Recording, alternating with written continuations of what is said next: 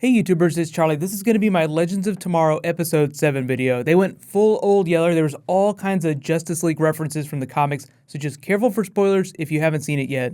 This week's DC giveaway is also still open. All you have to do to enter is be a subscriber and leave a comment on this video. It's just for a $20 Amazon gift card. I'm doing an Arrow video tomorrow about the grave, so I'll just leave the giveaway open till then. So here we go, top 5 WTF and a whole bunch of comic book Easter eggs. Here we go, starting with number 5, Kanjar Row Space Pirates.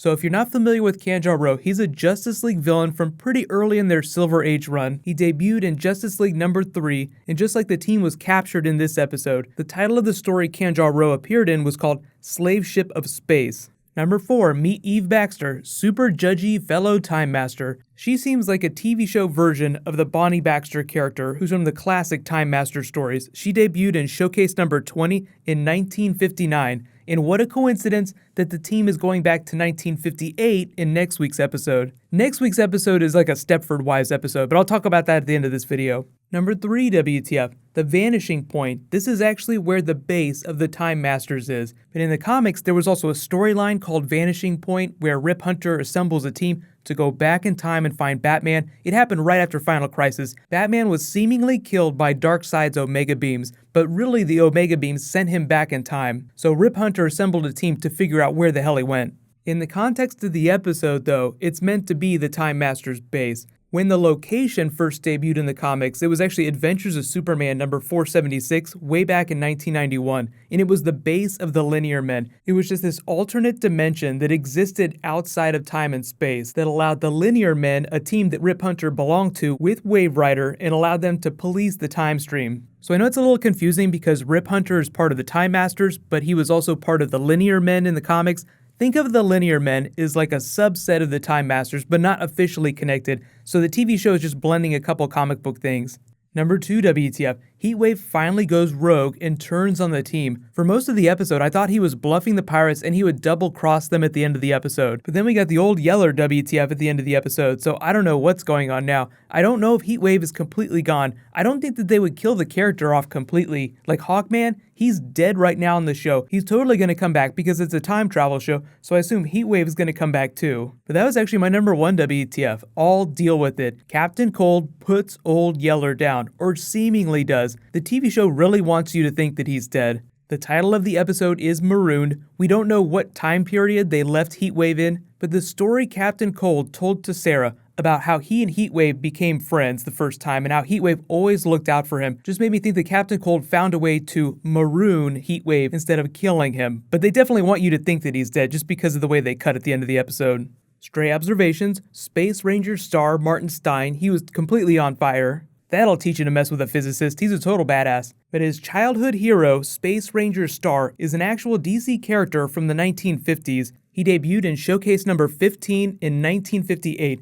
That was around the same time that the Bonnie Baxter character debuted. So a lot of their names and references are coming from the Showcase comics, the really old DC comics that are set in space. The DC version of the character is actually based on an even older version of a Space Ranger, a David Starr Space Ranger character created by Isaac Asimov in this 1952 novel. So you could say when Martin Stein is invoking Space Ranger Star, he could be referencing the Isaac Asimov version or the DC Comics version. Usually I assume all the comic book references are DC specific, unless it's like Star Trek or Star Wars, and there was a whole bunch of Star Trek in this episode. Captain's Log. I guess if Ray is Captain Kirk, that makes Hawkgirl Spock, but then Captain Cold calls him Picard, and he's like, no, I'm more like Sulu right now. No wait, Han Solo. I'm Han Solo. Other stray observations. Before the episode aired, I saw this picture of this other pirate here and was like, wait a minute, is this supposed to be one of the children of Vandal Savage? He's dressed like Vandal Savage. His face looks very similar to Vandal Savage from the comics.